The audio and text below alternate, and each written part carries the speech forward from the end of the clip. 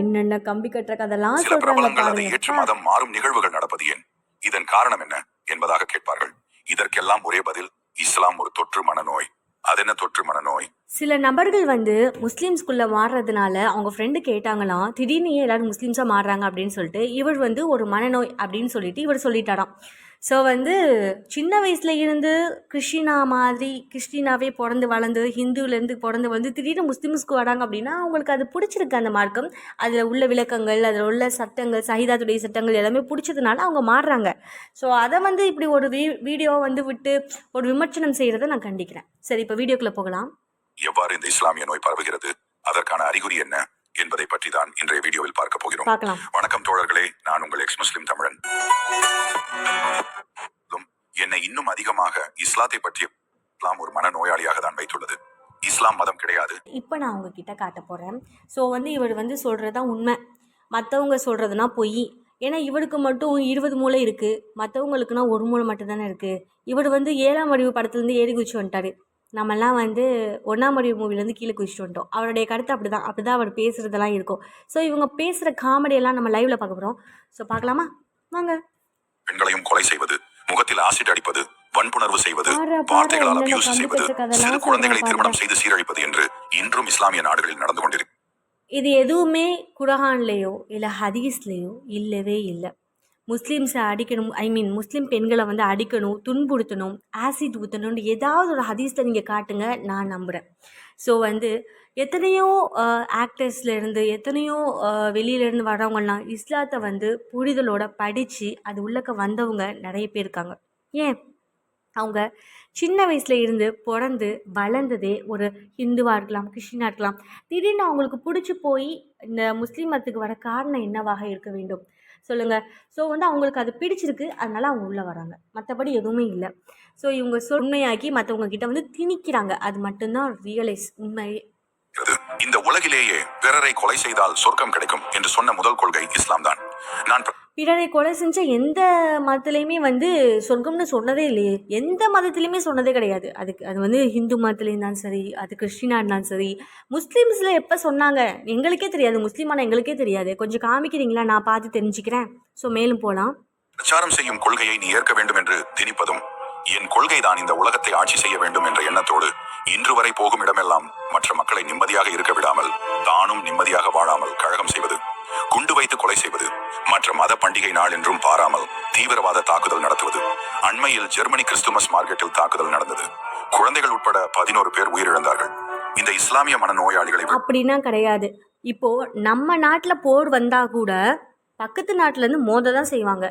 போர் அப்படிங்கிறது வந்து நாட்டுக்கு நாடு வந்து போர் புரிதல் வந்து இருக்க தான் செய்யும். முஸ்லீம்ஸ் மட்டுமே பண்ணுறாங்க, முஸ்லீம்ஸ் மட்டுமே எல்லாம் பண்ணுறாங்க. ஒரு முகமது நபினால உலகமே முஸ்லீம்ஸ் ஆச்சு அப்படின்னா ஒன்றுமே இல்லை.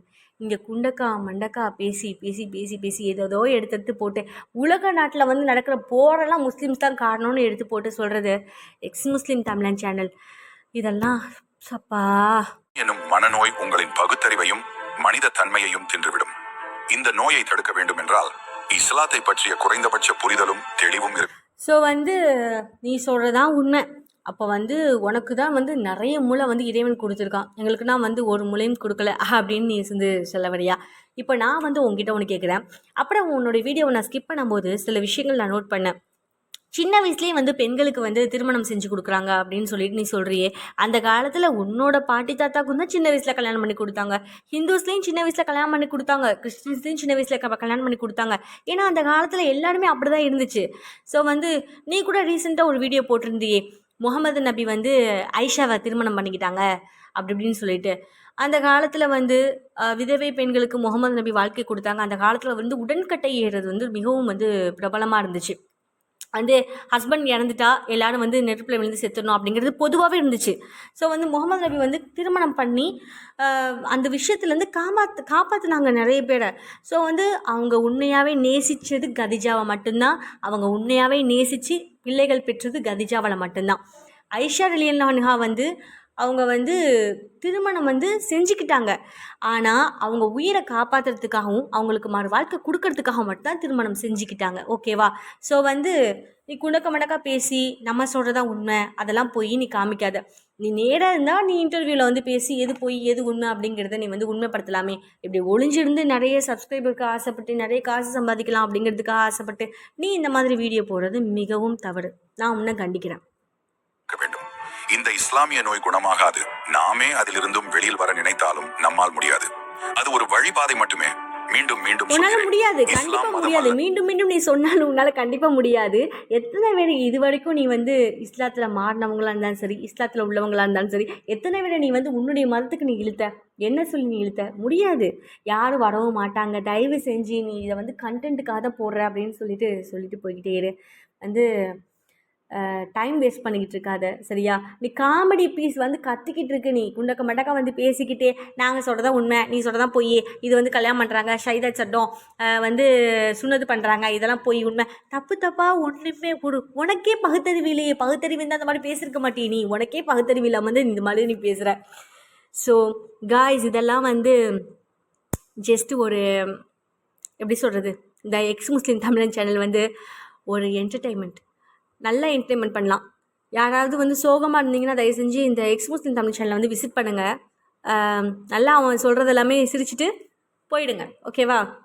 ஸோ எதையும் சீரியஸாக எடுத்துக்க வேணாம். பாய் பாய். டுமாரோ நல்ல வீடியோவில் மீட் பண்ணலாம்.